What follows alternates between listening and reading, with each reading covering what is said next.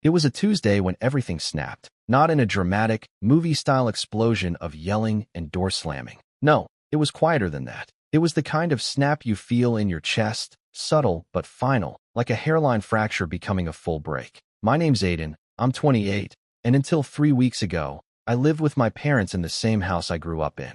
It wasn't ideal, sharing a roof with your folks at nearly 30, but I had a plan. I'd been working full-time at a logistics firm for 5 years, slowly building up savings. No vacations, no big splurges, not even a proper gaming setup. Every paycheck, I'd set aside what I could, tucking it into a high-yield account titled simply, First Home. It wasn't just a dream, it was the dream. My escape. My someday. I didn't mind living in the converted attic above the garage for a bit longer if it meant that one day I'd have keys to a place that was mine. I'd scroll through listings late at night, imagining what I'd do with a tiny backyard, how I'd paint the walls, the kind of quiet that didn't come with footsteps above your ceiling or the sound of your dad's TV bleeding through the floorboards. My parents knew I was saving. They even used to make little comments about how disciplined I was. At Christmas last year, Dad clapped me on the back and joked, "You'll own a house before you own a new pair of shoes." I laughed too. At the time, it still felt like we were on the same team. The dynamic in our house wasn't toxic exactly, but it wasn't balanced either. My younger sister, Brianna, moved out when she was 21, but even now at 25, she had this magnetic pull over our parents. Every time she came home, they lit up like the sun had walked through the door. She'd tell stories about work, she's in marketing, and they'd hang on every word like she was delivering a TED Talk. If I mentioned anything about my job, it was always, "That's nice, dear," followed by a quick pivot to Brianna's latest accomplishment. She had recently gotten engaged to a guy named Chase, who was, to his credit, very polite, very clean-shaven, and very into craft cocktails. The wedding planning had taken over every dinner conversation, even though it wasn't happening until next year. Still, I kept my head down. I was used to being the afterthought, the responsible one, the quiet fixer. Need someone to help move a couch? Aiden. Can't figure out the printer? Aiden. Someone has to wait at home for the new dishwasher delivery? Aiden again. I didn't complain. It felt like part of the deal. Live at home, help out, keep saving. I thought we had an understanding. But over the past couple of months, I noticed things were shifting. Strange comments. Questions about my savings that didn't feel like idle curiosity. One night over dinner, Mom casually asked, "How much do you have saved now? You must be close to a down payment, right?" I remember feeling a jolt in my chest, like I'd just been called on in class and hadn't studied. I shrugged it off with, "Still saving. Not quite there yet." She nodded, but something about the way her eyes narrowed stuck with me, like she was adding something up. Then the kitchen demo started.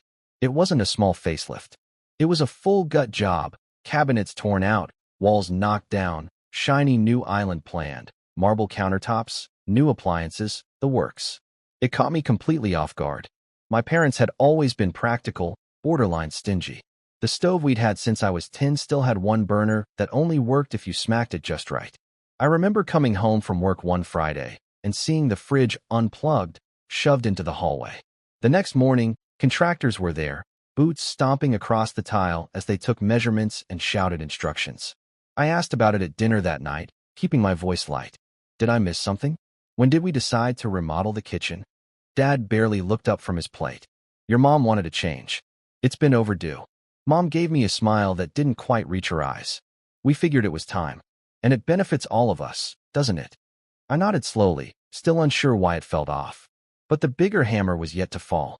It came a week later, when I was trying to log into my bank account to check my balance, and the screen flashed a message, "Insufficient funds."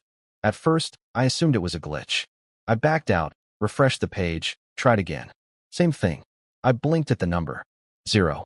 Not a dollar left in the First Home account. I just sat there, staring at the screen like it would explain itself. It didn't. I ran downstairs, phone in hand, adrenaline rising like a tidal wave. "Did one of you touch my account?" I asked, trying to keep my voice steady. Mom didn't even blink. "Oh, that," she said, wiping her hands on a dish towel. "We used it for the kitchen remodel." I laughed. I actually laughed. "What are you talking about?" She turned to face me, lips pressed together. "You live here, Aiden. This house is your home too. We needed a new kitchen, and you benefit from it just like we do. It felt like the floor had dropped out beneath me. That was my life savings. And now it's part of your home, she said, like I was being difficult. Don't be dramatic. I turned to Dad. You're okay with this? He gave me a half-hearted shrug. We'll all enjoy it. You can't take money with you when you're dead. That was when I asked the question I didn't want to ask. How did you even access my account? Mom smirked. That same tight little expression she made when she thought she was being clever. We know your password. You use the same one for everything. Always have. You left your laptop open one day. My stomach dropped. I felt exposed. Violated. Not just because they stole from me, but because they'd snooped, cracked into something that was supposed to be mine. They didn't even try to hide it. They acted like it was normal. Like it was fair. That night, I didn't sleep. I packed. I froze every account I had. Changed every password. Called the bank, flagged the transaction. They said they'd open an investigation, but since it was technically a family transfer and I hadn't filed a police report yet, there was little they could do right away. I didn't bother arguing. I was already done. I left at 3 a.m., before sunrise, just threw my duffel in the car and drove to my friend Logan's place across town. He'd offered me his spare room months ago when his roommate moved out, and I'd said no at the time. But now, the key he'd given me just in case burned in my hand like a lifeline. I didn't leave a note. The next morning, my phone was lighting up, texts from Mom like nothing happened. The contractor is coming at 10. Can you make sure you're home? We need to decide on the backsplash today. And finally, when I didn't reply, where are you? Then came the kicker. 2 days later, the contractor called me. Personally. I had no idea how he got my number. Hi, Aiden. Your mom said you'd be handling payment for the counters this week. Just wanted to confirm the transfer time so we can stay on schedule. I didn't even respond. I stared at my phone, heart pounding, as the realization hit me harder than anything else had. They weren't done taking. They were still expecting more. And that was when I knew. This wasn't over. Not by a long shot. I didn't respond to the contractor's message. I just let it sit there on my phone like a ticking bomb. I wasn't ready to confront it yet. I wasn't even sure how to process it. The idea that my own parents had drained my account was bad enough, but that they'd just keep passing along invoices as if I was their personal bank? That made something in me crack. Logan noticed it that morning. We were sitting in his kitchen, sipping coffee. Or, rather, he was sipping. I was just holding the mug, staring at it like it might have answers. You all right? He asked cautiously. He wasn't the type to pry, but Logan and I had been friends since college. He knew my moods like clockwork. They used my savings for the kitchen remodel, I said. My voice came out flat, like I was reporting the weather. All of it. Every dollar. Logan blinked. What? Your parents? I nodded. But didn't you say that was for your house? I gave a weak laugh. Yeah, that's what I said too. He set his mug down. Tell me you're joking. I wish I was. Logan didn't say anything for a minute. He just sat back in his chair, jaw tight. Dude, that's theft. Yeah, well, I muttered. They're calling it a family investment. He looked at me, eyebrows raised. You call the cops yet? I shook my head. Not yet. Trying to figure out if I can even prove it. Logan didn't pressure me. He just said, well, you're not paying that contractor. And you're staying here as long as you need, all right. I nodded, and for the first time in days, I felt like someone was actually on my side. The following week was radio silence from my parents. At first, I thought they were finally realizing I wasn't coming back. That maybe they were feeling some sliver of remorse. But then Brianna called. Aiden, what is going on? She asked, her voice dripping with annoyance instead of concern. Excuse me. Mom and Dad are freaking out. Contractors are threatening to walk off the job. They said you ghosted them. Why are you making this such a big deal? I felt my fingers curl into a fist. They stole my savings, Bri. That's why. Oh my God, she groaned. You're still on about that? I blinked. Still? It happened last week. She scoffed. You live in the house. You use the kitchen. Why are you acting like they robbed a stranger? I took a deep breath. Because they did rob someone. Me. She didn't reply immediately. When she did, it was with that voice she always used when she wanted to feel smarter than everyone else. You're being petty. They raised you. They supported you. You owed them something anyway. That line hit like a slap. I owed them. They had siphoned off my future and called it a debt I owed. Something in me flipped hard. Tell you what, Bri, you can pay the next invoice. You still use the kitchen too, right? She went quiet for a beat, then muttered, I don't have that kind of money. Neither do I said, and hung up. For a while, I tried to go back to normal. I focused on work. Logan kept me company, but my thoughts kept circling the same drain. The sense of violation. The casual way they'd taken everything from me. It wasn't even about the money anymore. It was about the message underneath it. You don't matter as much as we do. Then I heard from Aunt Denise. She called out of the blue, which was unusual. She only ever called for holidays or funerals. I almost didn't answer, but curiosity got the better of me. Aiden, honey, I just wanted to check in on you, she said, her voice unusually gentle. I hesitated. Why? Well, she sighed. Your mom's been calling everyone. She says you abandoned the family and left them in the middle of a remodel. Said you took off without warning, and now she's stuck with unpaid bills. I felt my blood boil. She what? She's making it sound like you committed some kind of betrayal, Denise continued. Like you were supposed to help out, and you ditched them instead. I wanted to scream. Instead, I took a breath and said, she stole my life savings, Denise. I didn't abandon anyone. There was a long pause. Then, to my surprise, Denise said softly, I figured there was more to the story. I told her everything. Not for pity, just to get it out. I told her about the hacked account, the smirk, the contractor, Brianna's lecture. She didn't interrupt. She just listened. When I was done, she let out a low whistle. Wow, that's a lot. Yeah. You know, Aiden, she said. I always knew your mom could be forceful. But this is different. That word stuck with me. Different. It validated everything I'd been struggling to articulate. It wasn't just a misunderstanding.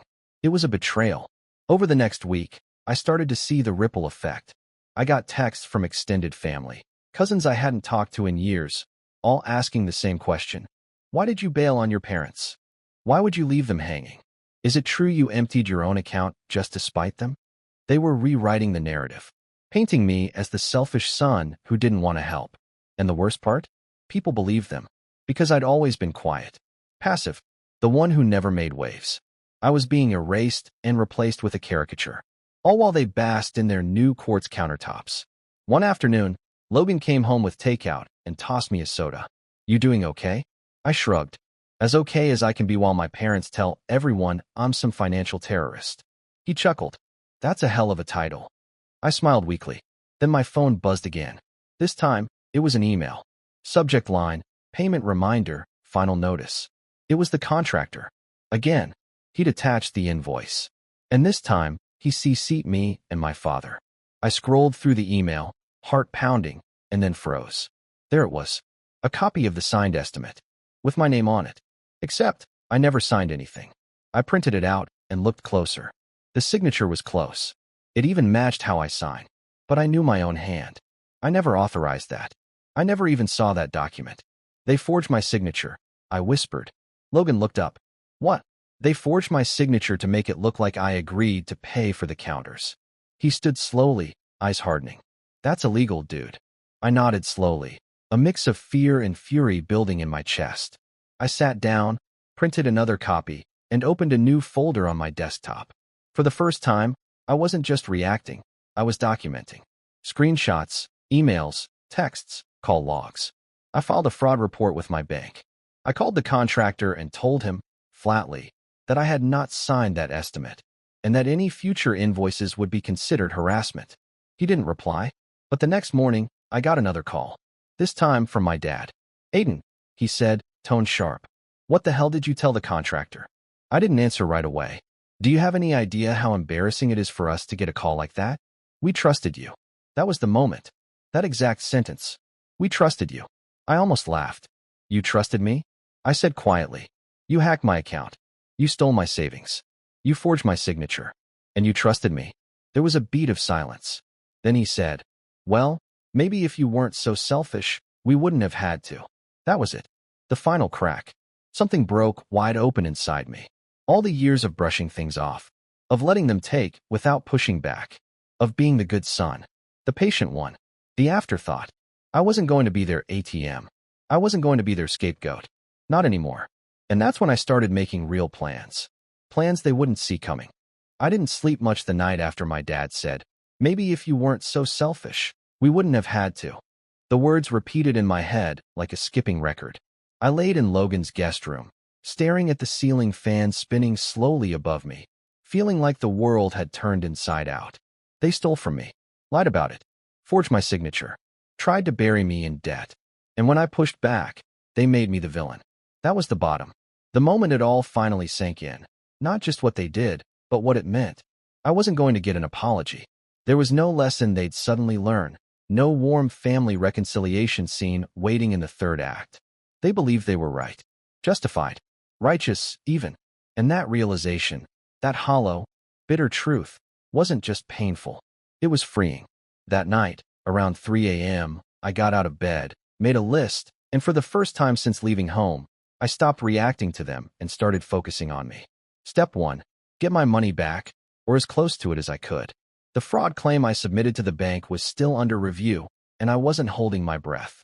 Technically, the transfer had been from me to a household account, which blurred the lines for them. But the forged signature? That was a different story. I scheduled an appointment with a lawyer the following week, someone who specialized in financial abuse and family fraud.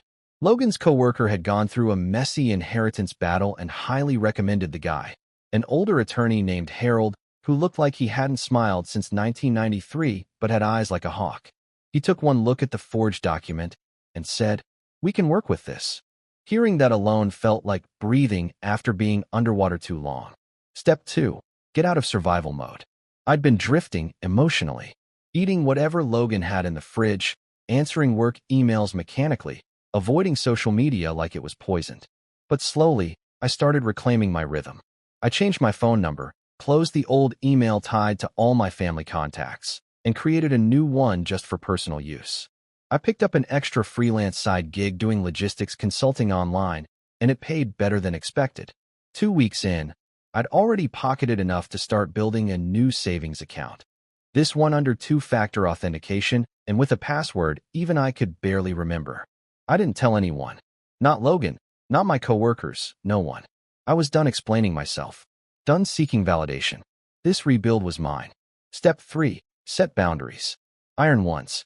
Mom sent me a text one morning out of the blue. "The fridge came today. Looks amazing. You should come see it." Smiley face. No apology. No acknowledgement. Just an emoji and an invite to admire the thing they bought with my money. I didn't reply. She followed up 3 days later. "Brianna's coming over Sunday for dinner. You're still welcome, you know." I stared at that one for a long time. Welcome.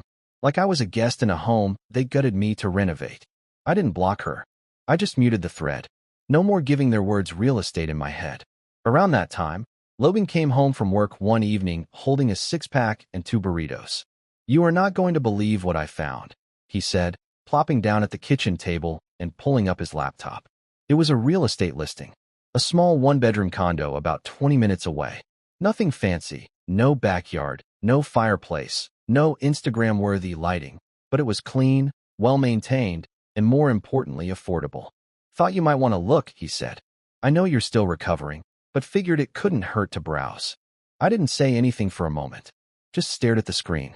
The pictures, the hallway, the modest little balcony, a place that could actually be mine. "I'm not ready yet," I said finally, voice quiet. "But thanks." He nodded, didn't push, just handed me a burrito and cracked open a beer. I didn't open the listing again for 3 weeks. But when I did, I saved it, just in case. As the weeks rolled on, the pieces kept falling into place. The lawyer had sent a demand letter to my parents, outlining the fraud and requesting repayment under threat of civil suit. I hadn't told him to go nuclear. He did it himself after reviewing everything. Harold was blunt. "They're banking on you being too nice to fight back. Prove them wrong." The response came 2 days later.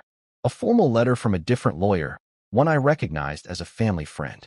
It was patronizing, full of soft language like familial misunderstanding and mutual benefit. At the end, it offered a settlement, $8,000. They took nearly $38,000 from me, and they offered 8. I didn't even have to think about it. I told Harold to reject it outright. He raised his eyebrows. "You sure?" I nodded. "They don't get to lowball their way out of this." He leaned back, clearly pleased. "Good. Let's proceed." For the first time in my life, I wasn't playing the peacekeeper. I wasn't smoothing things over, shrinking myself down to avoid conflict. I was standing up, and it felt good. Not loud or dramatic. Just solid. Like I'd finally grown a spine thick enough to carry my own weight. And then some. Around that same time, something unexpected happened. I got promoted. It wasn't flashy, a new title, a modest pay bump, but it came with more autonomy and the freedom to work from home 3 days a week. My manager, Alicia, pulled me aside and said, "You've been dialed in these last couple months. Keep this up, you'll go far." I didn't tell her what fueled it. That every spreadsheet I crushed, every client I impressed, was powered by the anger and betrayal I'd swallowed like fire. I just thanked her and took the win. I used the bonus to finally buy something for myself. A desk. A real one. Not a hand-me-down. Not a folding table. A sleek, walnut L-shaped desk that made Logan whistle when he saw it. Damn, that's the kind of desk a CEO dies behind. We laughed, but part of me didn't laugh. Part of me looked at that desk and thought, yeah, one day maybe. Not long after, I ran into Brianna. Total accident. She was at a local cafe with her fiancé Chase, and I had stopped in to grab a coffee after a meeting. I almost turned around when I saw them, but it was too late. She'd already spotted me. "Aiden," she called, waving like we were long-lost siblings. I gave a polite nod, hoping she'd leave it at that. She didn't. She came over, full smile on her face. "You've been ignoring my texts." I shrugged. "Been busy." She clicked her tongue. "Well, you look good, at least. Better than I expected." "What's that supposed to mean?" She laughed, like it was a joke. "Just, after the whole tantrum." There it was. That word. I looked at her, really looked at her, and realized something. She still didn't get it. "You think I had a tantrum?" I asked quietly. She blinked. "Well, yeah. I mean, come on, Aiden. You disappeared. You made Mom cry. You lawyered up. They stole my savings." "It wasn't like that. They forged my signature." Brianna shifted uncomfortably. "They just didn't know how else to ask for help." I smiled, cold and small. "Funny. I don't remember them asking." She didn't have a comeback. I finished my coffee and left. Didn't even look back. It was the first time I walked away from her without carrying a backpack of guilt. And it felt like flying. I went home that night. Logan's home, still technically, but it felt like mine now too, and sat at my new desk. Pulled up the saved real estate listing. It was still available. The price had dropped by $2,000. I stared at it for a long time, heart thudding. Then I opened a new tab. Mortgage calculator. I was getting close. Closer than I'd ever been. And as the numbers came together on the screen, a small smile curled at the edge of my lips. They took a piece of me, but I was building something better. Quietly. Steadily. They thought they buried me. They didn't know I was a seed. It was a Tuesday again. Strange how Tuesdays seem to mark turning points in my life. The first time they stole from me, it was a Tuesday. And now, months later, I was holding the final bank letter confirming the fraud ruling in my favor, also on a Tuesday. The bank hadn't recovered all of the funds, but they returned a little over $18,000 to me. That, combined with the extra freelance work and my now even higher paying promotion, Alicia had bumped me again after I helped land a massive client. Put me within arm's reach of something I hadn't dared think about in months: homeownership. On my terms. I sat at my desk, that sleek walnut L shape that had come to symbolize everything I was quietly reclaiming, and stared at my laptop. The real estate listing was still bookmarked in my browser, but I hadn't clicked it in weeks. Not because I wasn't ready, but because something had shifted. I no longer just wanted to move on. I wanted to make it matter. It wasn't about revenge at first. Not consciously. But once the pieces began to fall into place, once I started noticing just how deep my parents' manipulation went, I knew that just walking away wasn't enough. I wasn't going to yell. I wasn't going to burn bridges in some big, dramatic blowout. I was going to let the bridge collapse under them, brick by brick, while I stood on the other side and watched. Because here's what I discovered during my quiet rebuild: there were cracks in their house. And I'm not just talking about the kitchen. I'd been out of their home for nearly 4 months now. The lawyer Harold was working the civil case slowly, deliberately, and methodically, knowing full well my parents were bluffing their way through their own lawyer's weak defense. In the meantime, I started digging, not out of spite, but out of curiosity at first. I wanted to understand why they'd been so desperate. Turns out, the kitchen remodel wasn't just a frivolous project. It was a bandage, a cover-up for the fact that they were trying to refinance the house to offset other debts. I found out by pulling property records. See, after the forged invoice stunt, I realized I needed to look at everything. So I requested copies of the title records for the house and noticed something strange. A second mortgage had been taken out just months before the kitchen remodel began. That second mortgage hadn't been publicized to anyone in the family, and it was oddly timed. It had nothing to do with student loans or home repairs. Then I looked deeper, and what I found made everything click. It wasn't about me. It was about Brianna. More specifically, her wedding. Chase and Brianna had picked a venue way out of their league. Some ridiculous winery-turned-resort 2 hours north of the city, with a rustic barn aesthetic and a private chef. I hadn't asked many questions before, but now I started pulling threads. According to public records, my parents had co-signed on a private loan Chase took out for part of the venue cost. I blinked at the screen. That loan defaulted 2 months ago. So now, not only were my parents on the hook for their own debt, but for Chase's too. That explained the desperation. They'd siphoned my savings not just for a kitchen, but to buy time. They'd used it to appease contractors and keep their finances afloat long enough to avoid default. And they hadn't even told Brianna. I confirmed that later in a very casual, very strategic conversation with her while she gushed about cake tastings over a chance encounter on the sidewalk. She still believed the wedding was fully funded by a smart investment my parents made years ago. No clue it came from my bank account. No clue the roof over their heads was being quietly chipped away with every overdue payment. No clue that the kitchen remodel was just a smokescreen. The moment I understood that, something inside me settled. This wasn't just revenge anymore. This was exposure. A surgical unmasking. They built a lie so elaborate they forgot one thing. I wasn't stupid. I was quiet. I played the long game. Always had. And now, they were playing mine. I started with the civil case. Harold and I reviewed our timeline and evidence. We were approaching discovery, and their side was stalling, asking for extensions, avoiding depositions, trying to drag it out. So we filed a motion to expedite and attached the forged signature documents and included proof that my login credentials had been accessed from their IP address. The day the motion was filed, I got a call from Brianna. "Aiden," she said, exasperated, "what are you doing?" "Following the law." I replied, tone even. "You're trying to ruin them. They did that on their own." She sighed into the phone. "You know they can't afford this. Chase and I are already covering the rehearsal dinner now." I nearly laughed. Sounds like they can't afford a lot of things. Weird how they still found time to steal from me. She tried again. "Please just can't we settle this? You're not involved in this case, Brianna. I suggest you stay out of it." She hung up on me. That was the first satisfying moment. The second came a few days later. Harold called and said the judge approved the expedited motion. Depositions were now required within 3 weeks. Their lawyer would need to submit evidence or face default judgment. They were cornered. But I wasn't finished. That night, I opened my browser again. Found the listing. The same one Logan had shown me. It was still on the market. Price had dropped again. I called the realtor the next morning. She was cheerful. "It's still available. It's been sitting for a while, actually." "Why?" "Seller moved out of state. Wants to close quickly. Willing to negotiate." "Can we schedule a showing?" "Of course." "How's Thursday?" I paused. "Make it Tuesday." When I stepped into the condo, it felt surreal. Not luxurious, just real. No one else's name on the lease. No one else's energy in the walls. It was a blank slate. The kitchen wasn't fancy, but it was mine. No marble counters. No designer backsplash. Just clean lines and functional space. It was perfect. I put in an offer that night. Low, but fair. They accepted it the next morning. And then, I did something I hadn't done in months. I smiled. Not the polite kind. The real kind. The one that says, "I survived you." I started packing that week. Told Logan I'd be out in a month. He tried to look disappointed, but he couldn't hide the pride in his face. "You're really doing it," he said. "Starting over."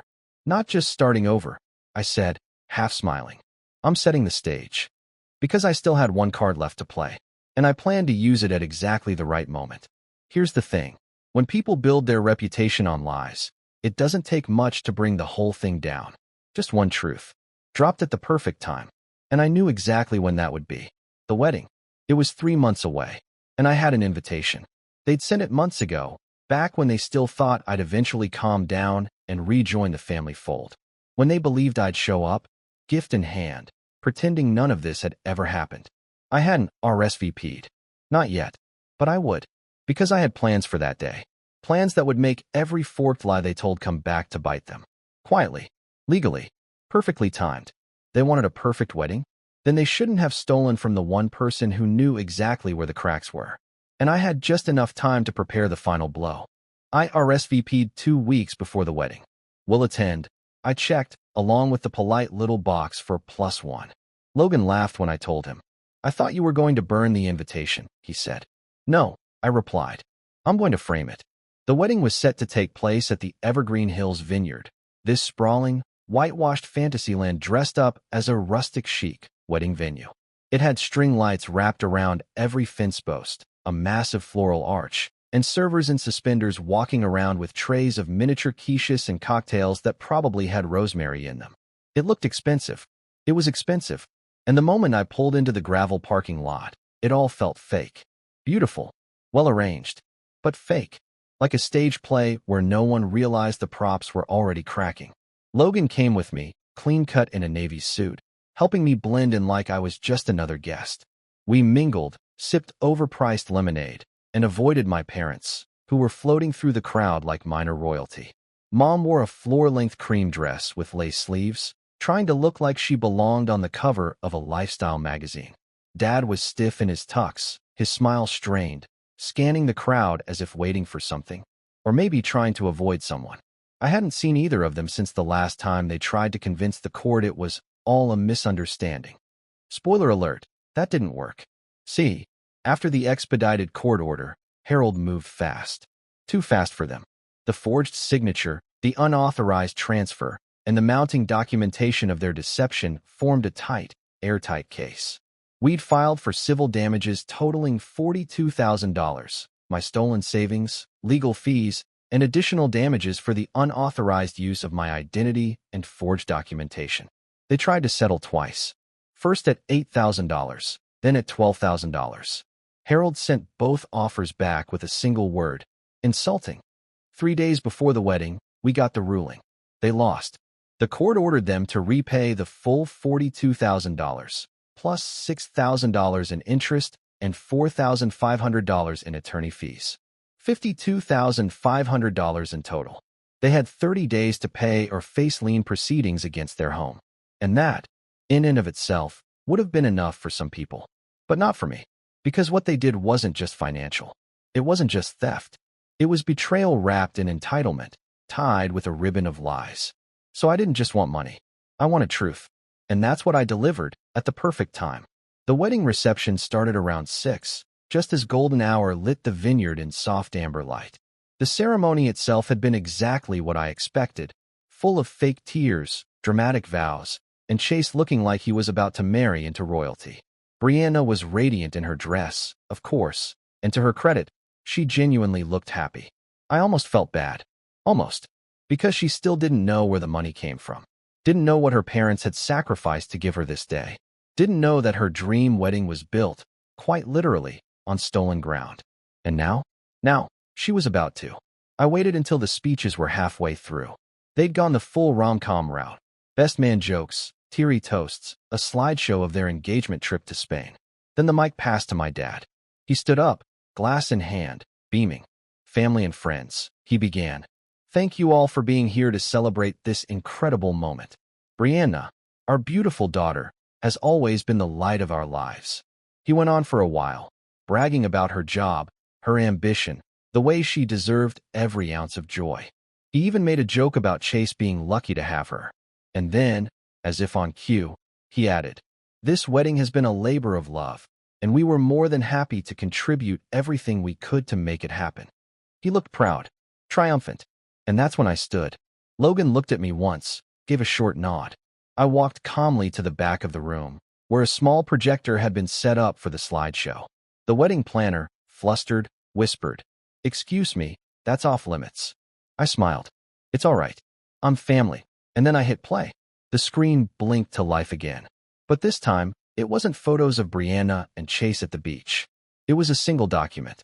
The bank transfer authorization, showing my name and account number. Then the forged signature. Then a screenshot of the ruling.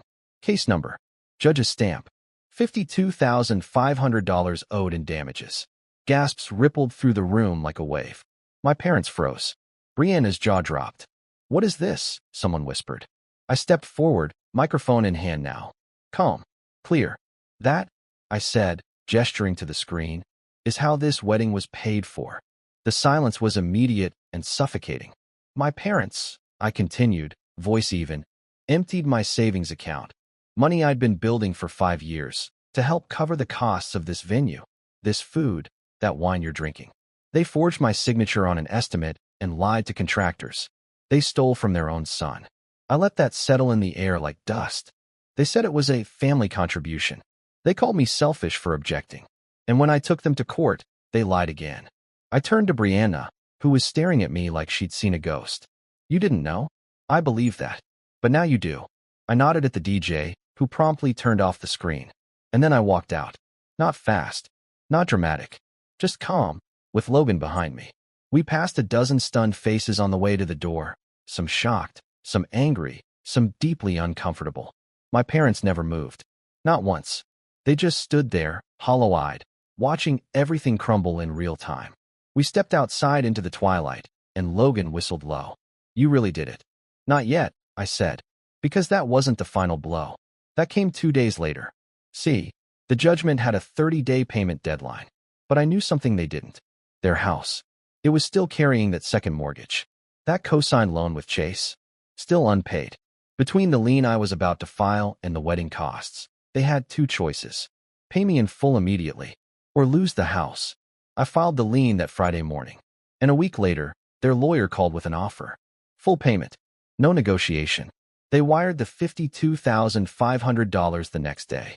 I didn't respond to the email. Didn't return the call. Didn't even smile when the funds hit my account. Because I wasn't surprised. When people build a kingdom of lies, all it takes is one truth to bring the whole thing down. The next month, I moved into my condo. No fanfare. No ribbon cutting. Just me, a key, and the quiet peace of ownership. I set up my desk by the window. Hung my framed RSVP card above it. Sometimes I look at it and remember how it all began. And sometimes, when I'm sipping coffee on my balcony, I wonder what they tell people now. But I don't really care. Because I'm done living in their version of the story. This one's mine now. And I ended it on my terms.